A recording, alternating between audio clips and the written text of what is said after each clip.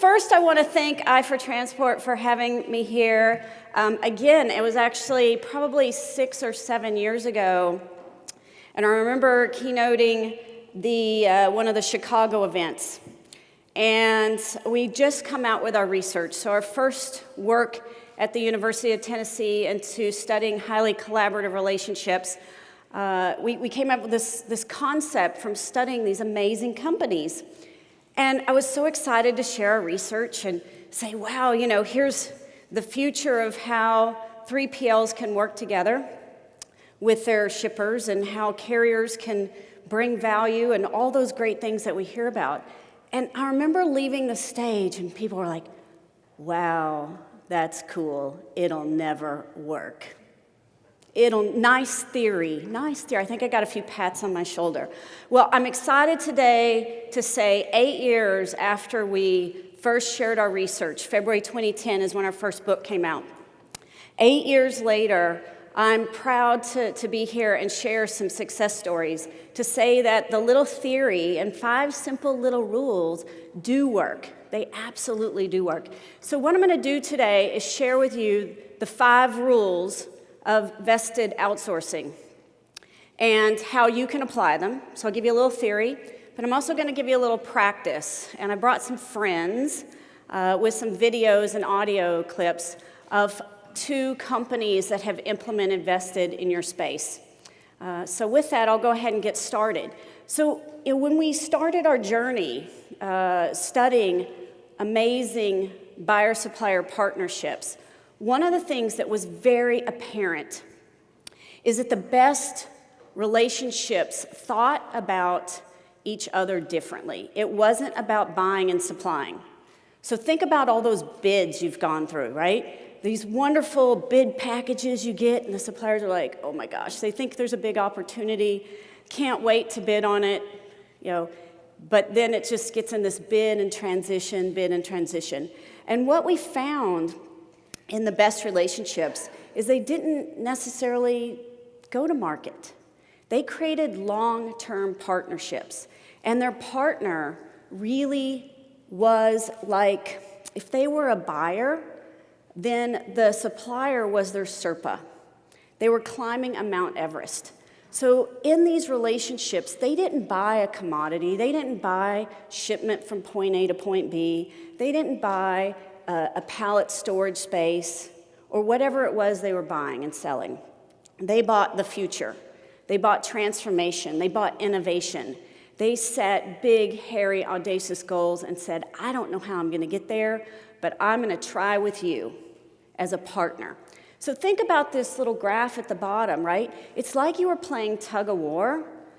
In a bid and, in a traditional buy-sell, you're playing tug-of-war back and forth, buy, sell, negotiate, trade-off. And in a vested deal, what we saw was the buyer and the supplier were on the same side of the tug-of-war, and the problem, the Mount Everest, was on the other side. So that sets the stage for why they're different, but how do they do it? It's not just saying strategic partnership. You heard Cindy from UPS talk about that yesterday. You heard Gartner say that, as we go up that curve, we need to look at outcomes and innovation. How do they actually do it? And that's what I'm going to talk about. Before I do that, I want to thank, and I know they're not here today, Intel. Intel was the first company that actually piloted the methodology that we came up with. And this is the guy who did it. His name's Todd Shire. He was in charge of logistics strategy. He was a procurement guy. And I remember getting the call, and he goes, Kate, I hear rumors you're doing applied game theory in procurement. I'm stuck. I need innovation, and I'm just not getting it. And so I want you to hear from Todd and why they were looking to change the way they were working with at least one of their suppliers in one location to give it a try. In the past, what we've done in managing our logistics business is a constant process of bidding and transition. We use that in order to enable competition and have felt that that's the most practical approach to cost management. But what we found as we have picked that low-hanging fruit is that we need other approaches in order to be able to continuously improve, go after that next level in value creation.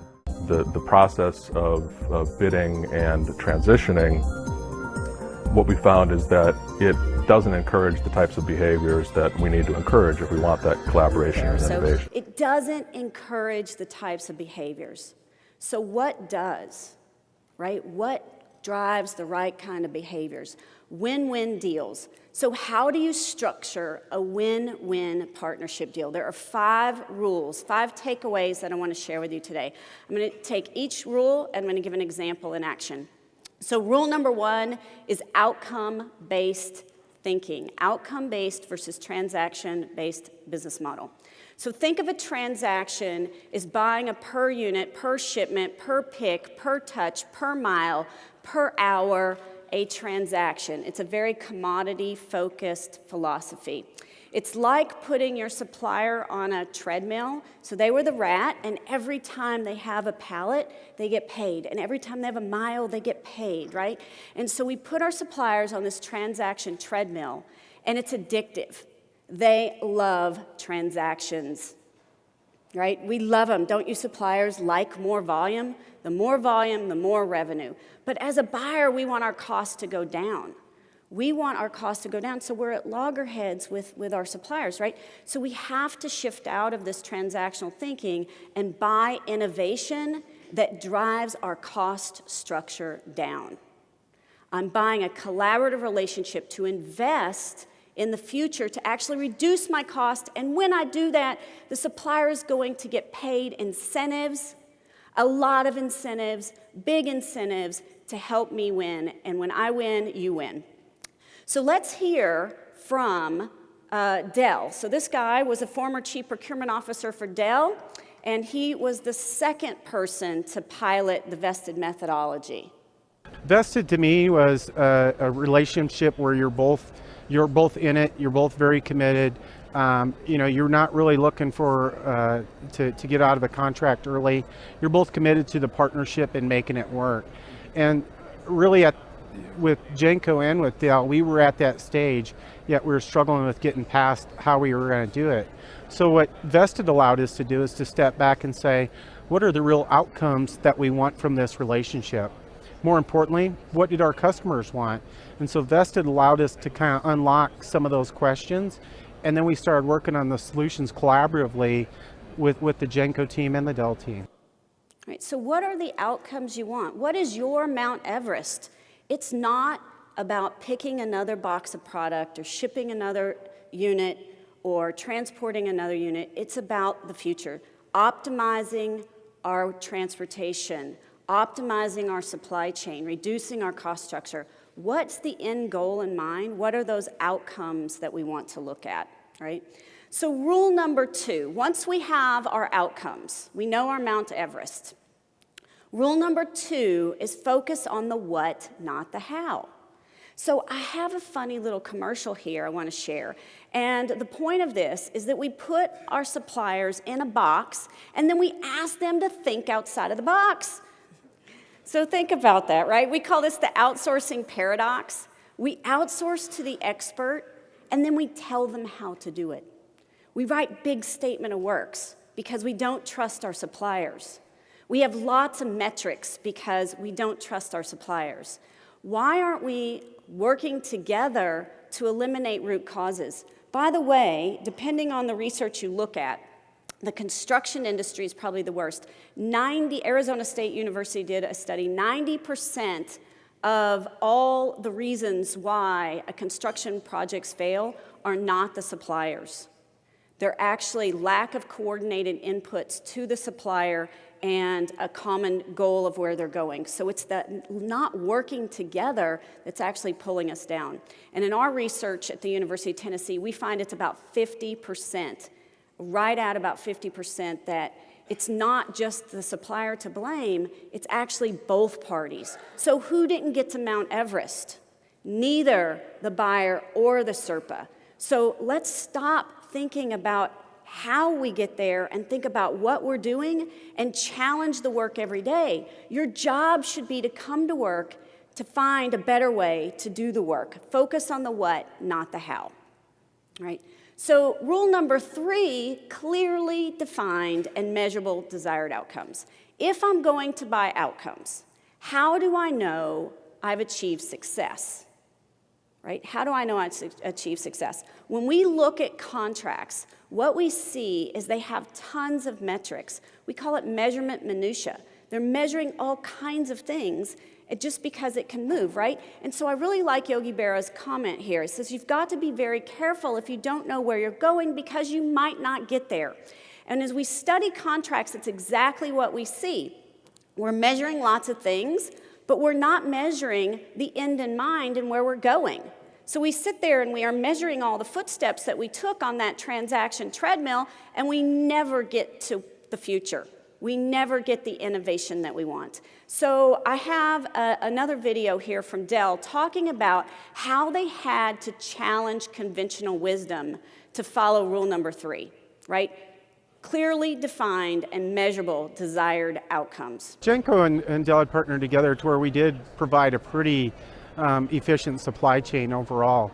What we had to do is really bring in folks that were comfortable with us throwing out 20 or 30 SLAs that we had already predefined, and we were used to being comfortable with managing an efficient SLA business. service level agreements. Yes, Right, absolutely. okay. With that, we came down to 5 or 6 things that we really wanted as desired outcomes. And it's a big shift because you can't necessarily measure everything that's going on within the process and managing some of the transactional activity. And really what you're shooting for is the end in mind that you want to deliver to the customer.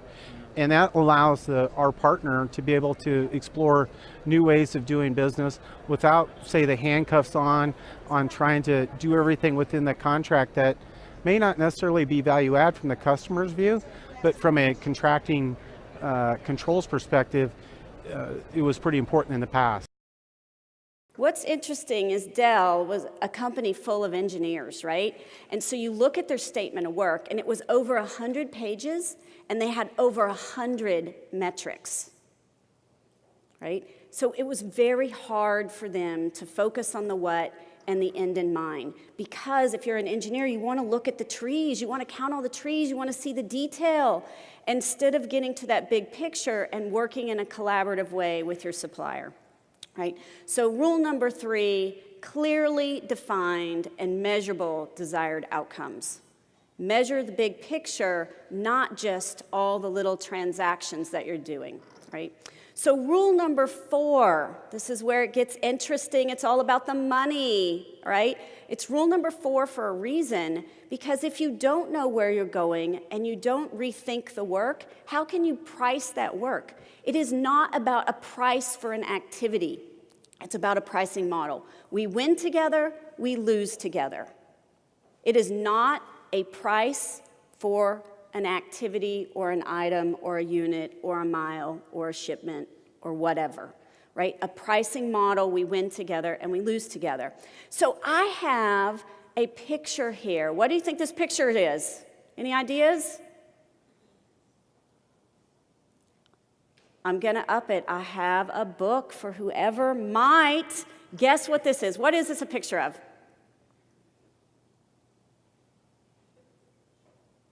No ideas. This is the machine that brought on the Industrial Revolution. It is a replica of James Watt's steam engine, right?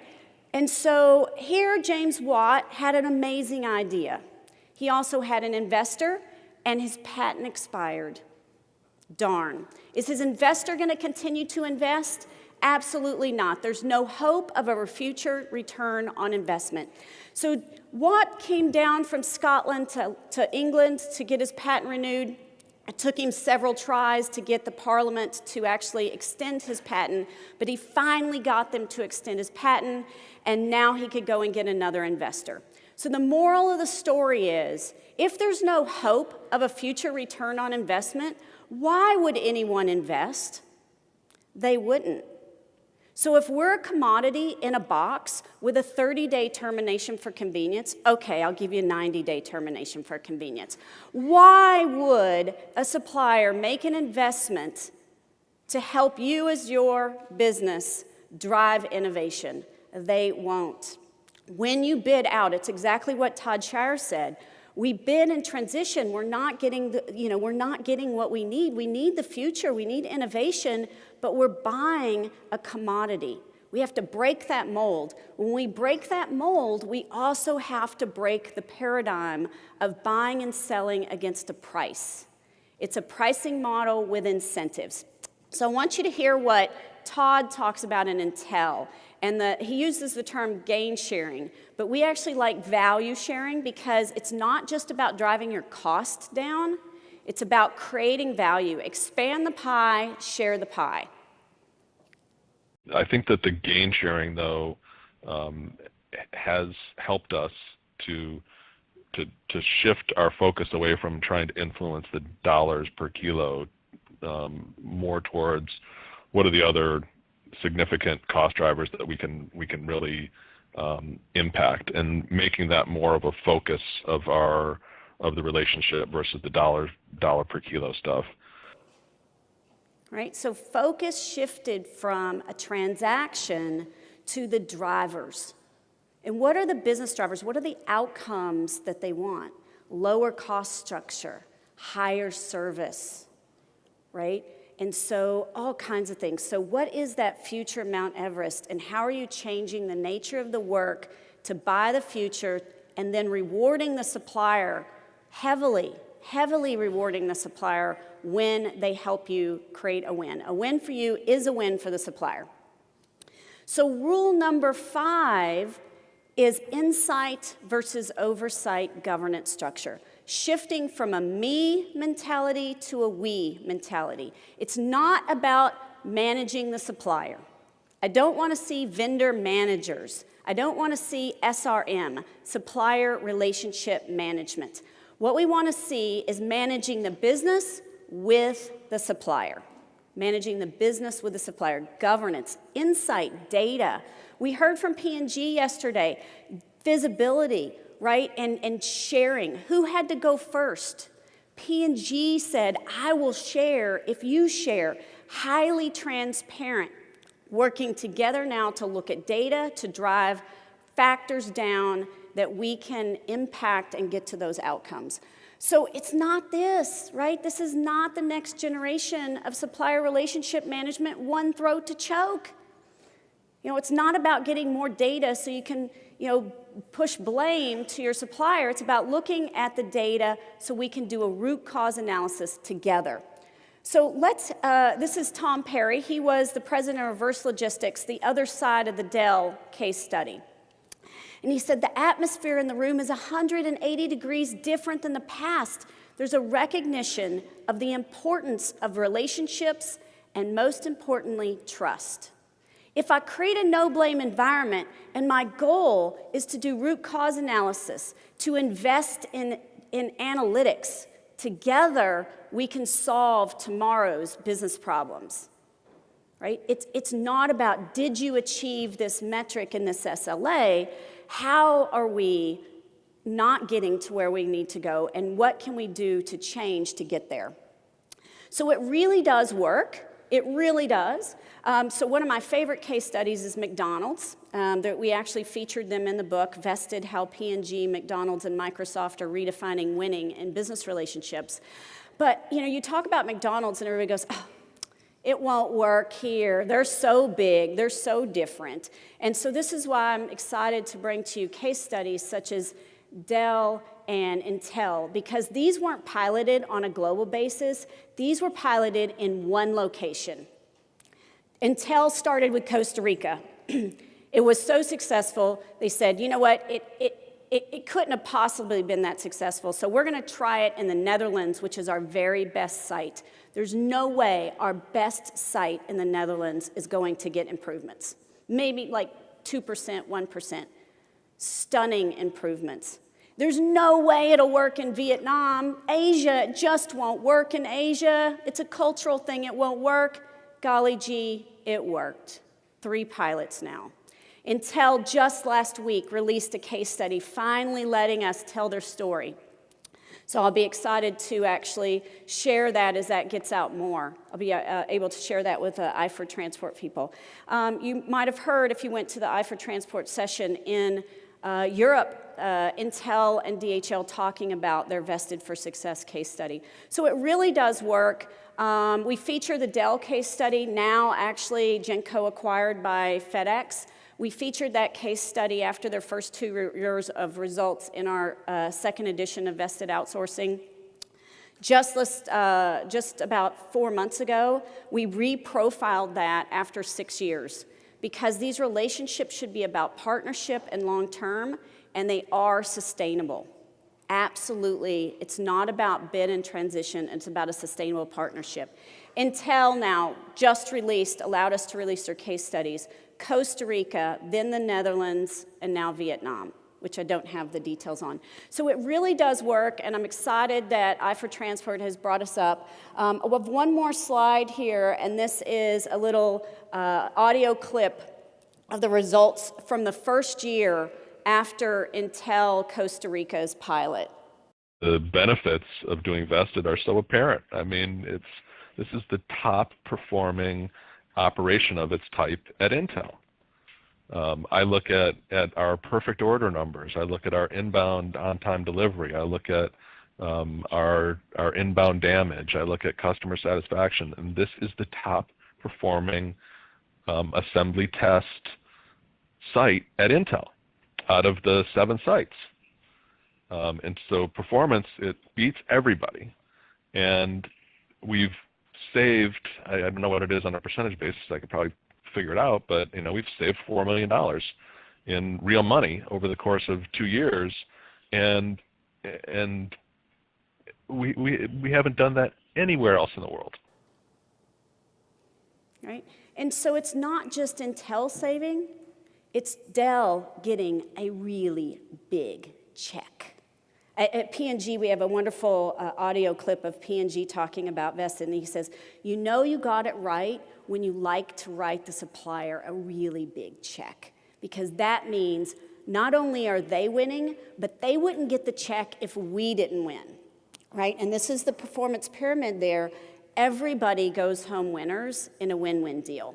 So I challenge you, what is your Mount Everest? Because if you're stuck on a transaction treadmill and you're just going to another bid and another transition, maybe, just maybe, you're not going to get the innovation that you want. Maybe, just maybe, you'll be stuck in the past, and those who do choose to move from a transactional model to a more collaborative, outcome-based model will change the game of this industry, and that's what makes me super excited.